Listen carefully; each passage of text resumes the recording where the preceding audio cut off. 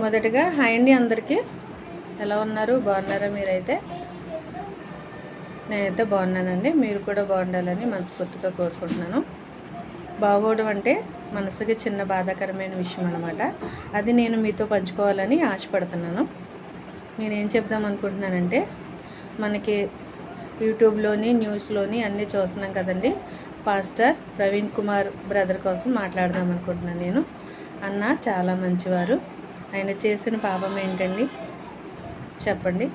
ఆయన గురించి మనం మాట్లాడుకుందాం. ఆయన్ని అంత దారుణంగా హత్య చేశారు అని అయితే అంటున్నారు కదా.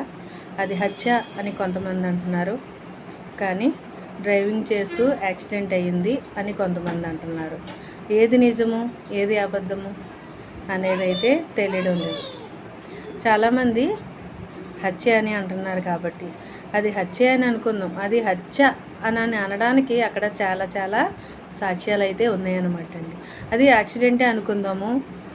ఆయన బుల్లెట్ బండికి అసలు ఒక గీత కూడా పడలేదంట, ఏ డ్యామేజ్ అవ్వలేదని చెప్తున్నారు. చెప్పడం ఏంటి, మనం కూడా చూస్తున్నాం కదండి. నేనైతే చాలా వీడియోస్లోనైతే నేను చూశాను. చాలామంది బ్రదర్స్ అయితే కూడా చూపించుతున్నారు వీడియోస్లోనైతే.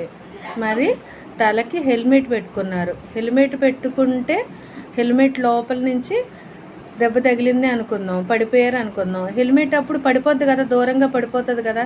అదైతే దూరంగా పడిపోలేదు, హెల్మెట్ పెట్టుకునే ఉన్నారు. అంటే దెబ్బ తగిలేసిన తర్వాత హెల్మెట్ లోపల నుంచి దెబ్బ తగిలేస్తుందా చెప్పండి. అదొక విషయం. బండికి కూడా ఏమీ కాలే.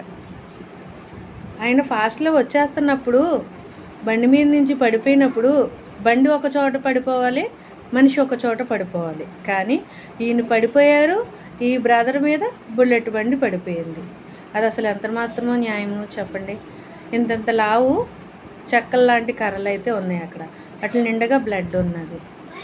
అంత దారుణంగా కొట్టి చంపేయాల్సిన పరిస్థితి ఎవరికి కలిగిందంటారు చెప్పండి. ఆయన బైబిల్లో ఉన్నది ఉన్నట్టు బోధిస్తున్నారు. అదే ఆయన చేసిన పాపం. అది ఎంతవరకు కరెక్ట్ అనుకున్నాం చెప్పండి. ఇప్పుడు ఎవరి ఇష్టము వాళ్ళది, ఎవరి దేవుడు వాళ్ళకే. అది అంతా కూడా మనమే మనుషులము, మనమే ఆ కులమని ఈ కులమని ఈ దేవుడని ఆ దేవుడని ఏర్పరచుకున్నది అది మనమే.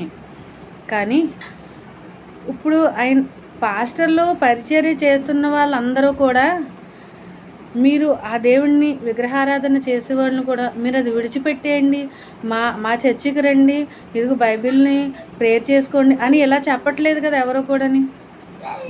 మసీదుకి వెళ్తున్నారు, నమాజ్ చేసుకుంటున్నారు. మీరు నమాజ్ చేసుకోవద్దు, మసీదుకి వెళ్ళొద్దు, మా వైపు వచ్చేయండి అని చెప్పట్లేదు కదా. మీ మనసుకు సంబంధించింది అది. మీకు అనిపిస్తే మీరు రావచ్చు, అంతేగాని బైబిల్లో ఏదైతే ఉన్నదో అది బోధించడం ఒక పాస్టర్కి తప్పుగా అయిపోయింది. అది ఎంతవరకు కరెక్ట్ అంటారు చెప్పండి. మీకు అనిపించే కదా, మీకు ఏ బద్దిలో ఉండాలని మీకు అనిపిస్తేనే కదా మీరు చేసుకునేది. ఎవరు బలవంతకారం పడితే చేసేదైతే కాదు కదండి. అలాంటప్పుడు ఆయనకి 2 పిల్లలు, భార్య, తల్లి ఎంత బాధపడుతున్నారండి. అది ఎంత బాధాకరమైన విషయం అండి. వస్తుండగా అంత దారుణంగా కొట్టి చంపేసి కానీ చనిపోయారు, యాక్సిడెంట్ అని అయితే చెప్తున్నారు. అది ఎంతవరకు సబబు చెప్పండి. అదేమాత్రం కరెక్ట్ అసలని చెప్పండి. నాకైతే చాలా బాధగా ఉంది. ఆయన ఆత్మ అయితే శాంతించాలని మనం మనస్ఫూర్తిగా కోరుకుందామండి. ఆ చిన్నదైనా సరే మనం మనస్ఫూర్తిగా అనుకుని చేస్తే ఏదైనా జరుగుతుందనమాట. కానీ వాళ్ళ భార్య, పిల్లలు, వాళ్ళ ఫ్యామిలీ ఎంత బాధపడుతున్నారో టీవీలో న్యూస్లో చూస్తుంటే చాలా అంటే చాలా బాధపడుతున్నారు అనమాట.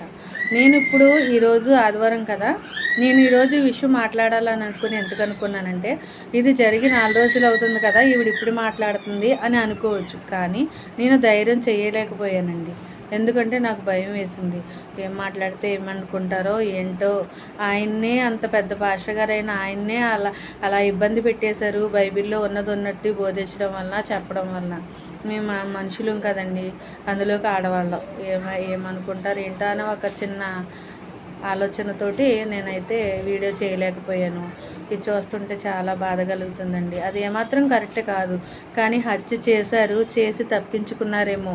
మనుషుల దగ్గర తప్పించుకోవచ్చేమో, దేవుని దగ్గర అయితే మనం తప్పించుకోలేము. ఎవ్వరము కూడా దేవుని దగ్గర తప్పించుకోలేము.